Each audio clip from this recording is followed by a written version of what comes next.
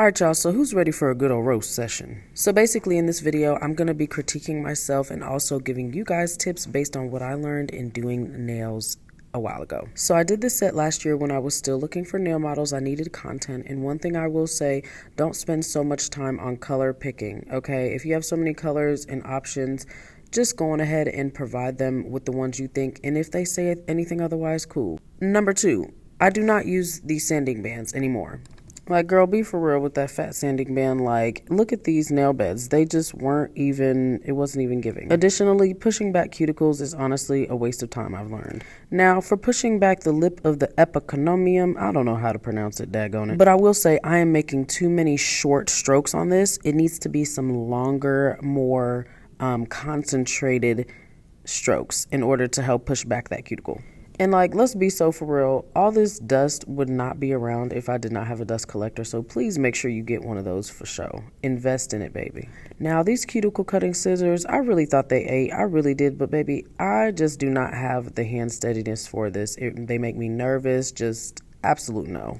Now, I'm not saying they're not effective. I'm not saying they're not great. If you're a nail artist who uses them, awesome for you. But baby, them things is so sharp. I was shaking in my boots trying to get this cuticle off. Like, no. And I also just felt like I wasn't able to shape it the way that I want. I feel like with cuticle nippers, I am much better with getting the nail shape. Because you want to kind of have a round shape, not just a flat across one. And so that's just what these scissors were giving for me. So just, it's an absolute no for me for the cuticle scissors. Now, this next one is kind of loaded. So first of all, I'm going to just say, make sure that you size the nail tips before doing the prep work. And for God's sakes, please make sure you have the right sizes, because if you saw in the background there, baby, I had long coffin, medium coffin, and it ended up working to my disadvantage, because look at how much filing I'm trying to do to get them all the same length, to get them all the same shape. Like, baby, this is not busting down. It's just not. And you remember how I was talking about not using these sanding bands. Look how wide they are. They don't do it for me. And it was spaces left, which leaving space on those nail tips can lead to a lack of retention. And that is not what we're going for. Now, what I will say to use is those mini sanding bands. Right here, I'm just putting on nail prep, the nail dehydrator, using a little bit of primer as well. But you definitely want to invest in the mini buffing sand bands, because look at this right here. You can see the spaces on that nail where the retention's not going. And additionally, girl, do not put on this nail glue like this, because look at all those air bubbles that are getting in there. And you can literally see when applying the tip on this close-up, look, baby, look at these air bubbles that are getting in here. I put it down at a 45-degree angle, but boom, look at it. And one other thing I'm going to say is make sure there is no lint. Look at the lint on that. Like, be for real. I'm going to keep on hammering it home. Even the littlest thing can affect your retention, and that is one of the main things you want to have on point when it comes to doing these nails. And another thing, make sure your light is fully charged when you're doing the flash cure. And can we just talk about how close to the cuticle I was putting these tips on for? Like, be for real. If you have not learned already, make sure that you are pulling the tips a little bit away from the cuticle. That way you can make it look flushed. It helps with the natural appearance of the nail, because when it looks more natural, clients come back, baby. But I'm really about to flame myself, because why is it so close to the cuticle? Like, bruh. And another thing, don't spill your acetone like I did here. Oh, it was so embarrassing. Oh, it was so embarrassing. Now, this is the step you're going to want to take to make it look flush. But baby, as you can see, I was struggling because those tips were just too close to the cuticle, and I was not about to cut the cuticle. But if you put it a little bit further away, you won't have that problem.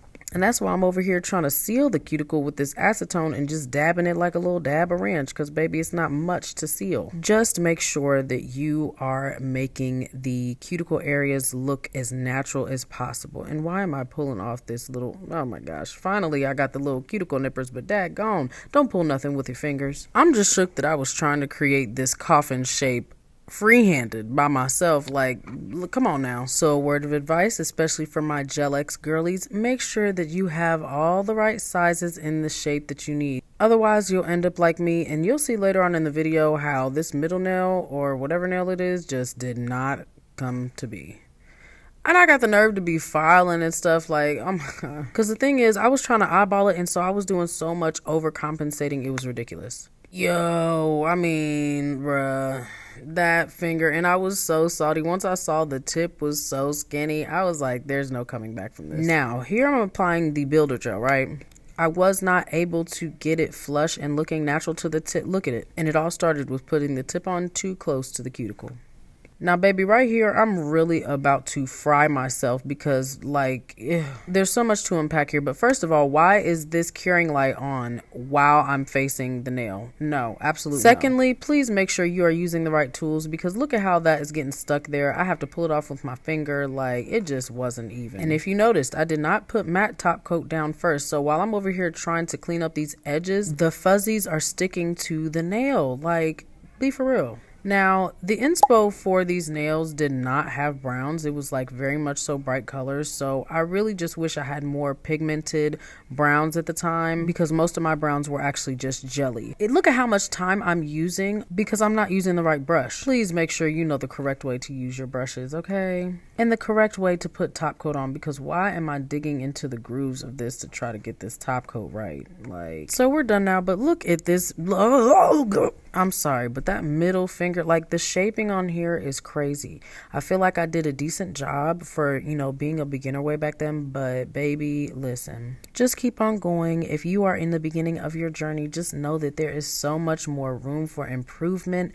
Be proud of yourself for the work that you have done so far and follow the tips, okay? If you like my content, want to learn some more, go on ahead and subscribe to your girl and like this video.